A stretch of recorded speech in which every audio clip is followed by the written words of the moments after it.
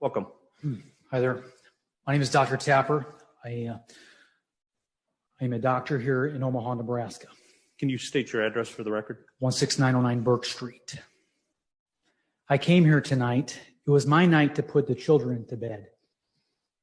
I have nothing to gain by being here tonight, but everything to lose. In fact, my wife didn't want me to be here tonight because she thinks this is a waste of time for me to speak out. She said that you guys have your minds made up, and I beg to differ. I stand by the quote that you never know how far-reaching something you may think, say today will affect the lives of millions tomorrow. We all want the same thing, don't we? We want healthy people. I am a doctor of prevention. I am a doctor of wellness. That's what I specialize in. I am a nerd. I spend lots of time studying NVSS numbers from the CDC. I put on flu workshops, and I have been for many years. And I have some concerns about where we're headed. I'm not here to tell you and argue and debate whether these masks are effective or ineffective, because we can sit here all night. I can show you peer-reviewed articles and studies from the that were published in the the American Associations for Physicians and Surgeons.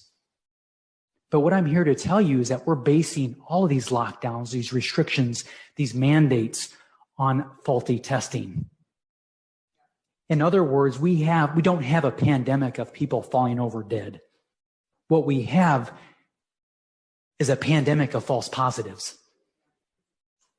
In fact, I want to ask you the question, do you know who Kary Mullis is? Do you know any of you? Do you know who that name is? Does that name ring a bell? Well, you should. Because all of these lockdowns and restrictions and mandates are based off of his test, the PCR test. He invented this test in 2015. He died last year.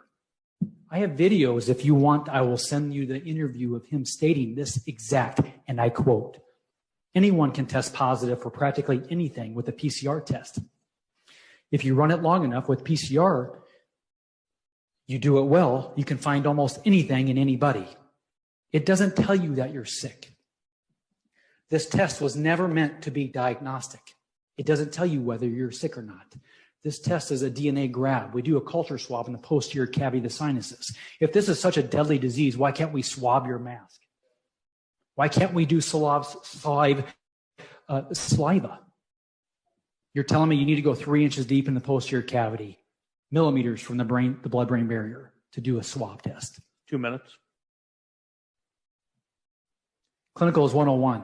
This type of test needs subjective, it needs symptomatology, and it needs objective findings to correlate, and not only correlate, but correspond to the diagnosis, to confirm the diagnosis. An asymptomatic person has neither. That tells you that this is a faulty testing. That is Clinicals 101. So why do we have this faulty testing? If you were paying attention last year, the ACIP, the Advisory Committee on Immunization Practice, stated last year that we can't force vaccinate anybody, but we can force compliance. The World Health Organization last year stated that the greatest threat to the health of the world are people who refuse vaccinations or unvaccinated people. This mask mandate will soon turn into a vaccine one, and I will be here in 2 months when that happens. Pfizer and Moderna are lobbying our government right now to push mandated vaccines.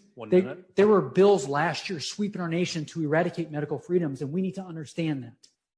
Martin Luther King Jr. stated that the ultimate measure of a man or woman is not where he stands in times of comfort and convenience, but where he stands in conflict and controversy. We don't have medical freedom here. We have a medical dictatorship knocking on our doorstep. 30 seconds. And if you vote yes to this, you're letting them in the door. Please, no comments for decorum, no clapping.